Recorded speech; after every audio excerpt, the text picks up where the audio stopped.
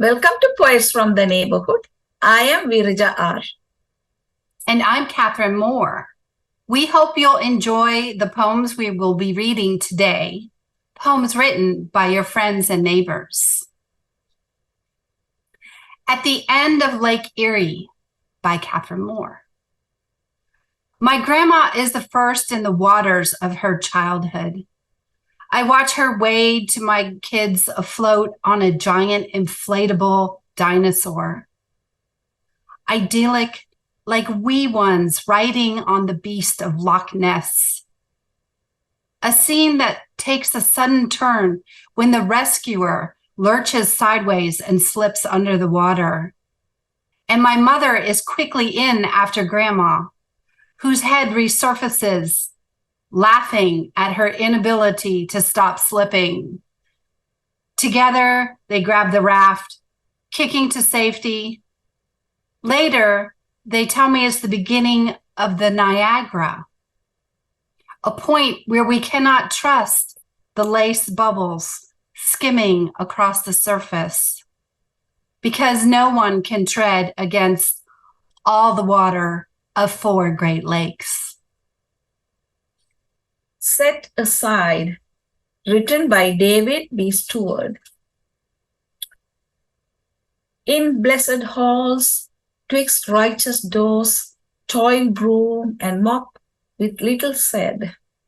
At never rest, his swaying head slow danced, moving, graced the floors. Lloyd's body fit a broken man, neglected clay, thrown, set aside, to touch a world's averted eyes through twisted spine and mangled hands. A tale of him? I feared to ask nor ever what he dreamt to be. But lookaways would never see his tortured smile, sheer thankfulness. Notre Dame's own imperfection, a film nor a dark and dungeoned mass.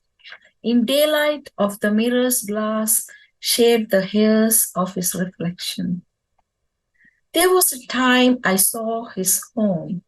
Dad drove him there some quiet nights. But someone else switched on the lights. A brother? Memory fails me so. Skin deep, ourselves may never know, so wholly broken all might be. Our hidden cracks no one should see. Most never hide for long, they show. Unkempt to us, well dressed to him. His clothes were washed and clean. They fit the sidewalk's charity of thrift in cloth, cut full for larger men. How unlike me, he rose each day to faces briskly turned aside, in quickness for avoiding eyes. In solitude, Lloyd found his way. His spirit sang, no lack of care, and someone else turned on those lights of seemingly lonely quiet nights. Truth tells me someone else was there. His solitude was not alone. As our eyes turned to never see him, he had something else to free him, draw him out, and lead him home. Prayer of the Stowaways by Catherine Moore. After Blessing the Boats by Lucille Clifton. May we be the sway of hips and lips releasing ships. Or let us wave to the fear along the quay and then galley forth under fraught sails. But we are not ballast. May we be unafraid. You helm, I stern. You'll spot the sea devils. I'll watch for deep blue, where we blessedly outrun the Dutchman, God willing. Exchanging Vowels, written by David M. Harris. Are you hot? Don't hit the hat. Best to best, the hem or the ham or the tom, but not a tam or Tim's turn. Some fans have fins, though fans are big bogs with bugs for bags. Go to the store and stare at a steer. Blind blondes have more fun than bland blends. Turn over a new leaf and loaf for your life. Go with the flow and the flow. Laugh and live for love. The Bat Loop by Catherine Moore. My dad tells the story best, so I use his version, not relying on my own remembering or the frightening depth of childhood dreams, of the teeny house under a very large tree, where they slept in the attic, my parents, a toasty room during long Michigan winters. Other critters knew this spot, flying critters, and a broom usually worked at sweeping their dark claw scrambles between the chimney stack and the cave.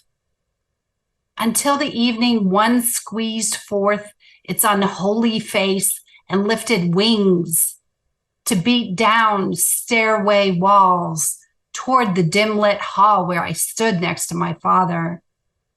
With a scream brushing my lips, echoed in my unseen mother, swift trembles in the darkness where every other memory dissolves, except for the swing of my long hair into the entangling path of that bat.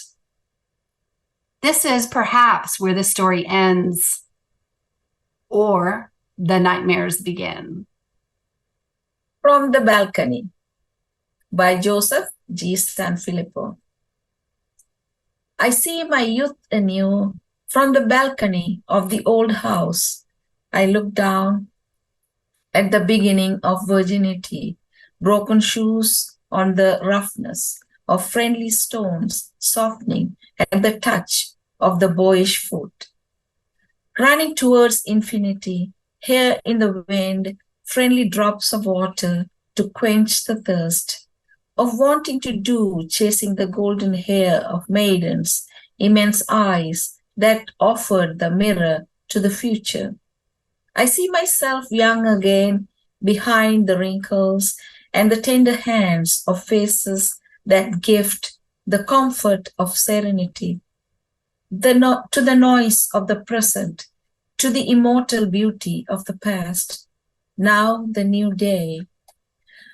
I see myself young again, lying on the friendly grass of the meadows, immersed in adventures, endless. Mother's simple smile, the stern look of the father, pointing to the correct path. I watch my life from the balcony of the old house, in the light of the day, eternal memories, immune to the useless flow of time. Thank you for watching Poets from the Neighborhood. We hope you'll join us again soon.